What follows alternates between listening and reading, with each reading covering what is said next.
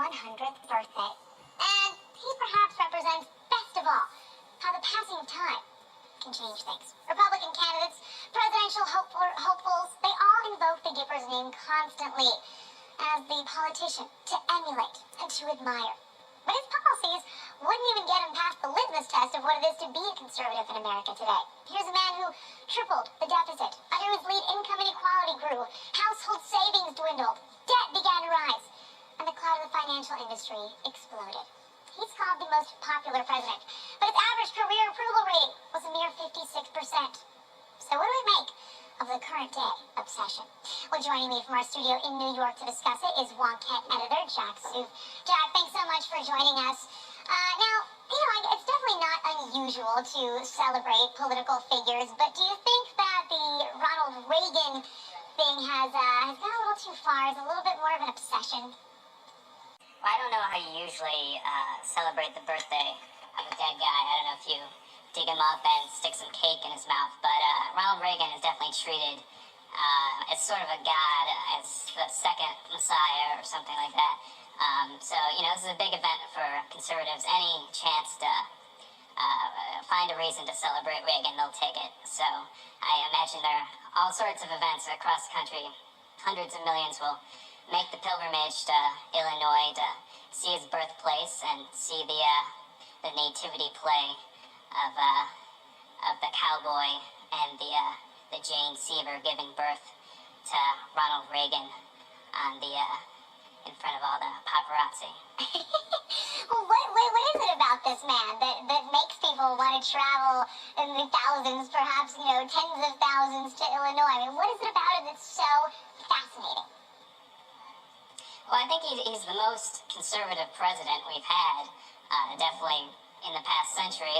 There's not the love for either of the George Bushes on the conservative side, and at the same time, he was actually popular doing it, and he's sort of a cool figure. I don't know how many people think 70-year-olds are usually cool, but I think the standard's a little bit lower for conservatives. They don't generally have the star power that maybe the Democrats have or the liberals.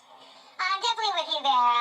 They are not as cool. But, the crazy thing about it is Republicans, Tea Partiers these days, right? Everybody will use Reagan's name. Everyone will talk about him as the greatest leader of all time. And then if you look at what it means to be a conservative in America today, Reagan wasn't conservative enough for them. So, have they just completely forgotten about that? Has it become just a cult of personality rather than looking at his actual policies?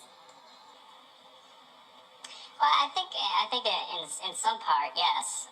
There are definitely some changes he made as president that were, big moves in the conservative policy arena. But they've definitely, the Tea Party have totally looked past him to a totally different past, and the origins of America, where they find their political philosophy these days. Yeah, the founding fathers, too, that they like to hark back to all the time, but conveniently like to leave out some of the negative things about them, too, like maybe the fact that they were slave owners. But still on this Reagan thing, what do you make of the fact that the RNC, who's now $23 million in debt, thanks to Michael Steele, they're going to start hawking Reagan gear on their website. They've opened an entire new section on the website. You can buy a picture frame, a framed picture of Ronald Reagan for $400. Do you think that's tasteful, or is that just really, really tacky? Well, I think they're in trouble right now. They need to do anything they can do to prepare for the next election. And, Ronald Reagan's not that relevant anymore in terms of our politics if you really look at it. But, the baby boomers who supported him are kind of still stuck in that mindset of his policies. And, you can pretty much just take all their Social Security checks and whatever they have left with Ronald Reagan, just remembering the past these days, it seems. Now, Ronald Reagan was quite the jokester. Quickly, if he were still alive today, what do you think that he would say about his 100th birthday?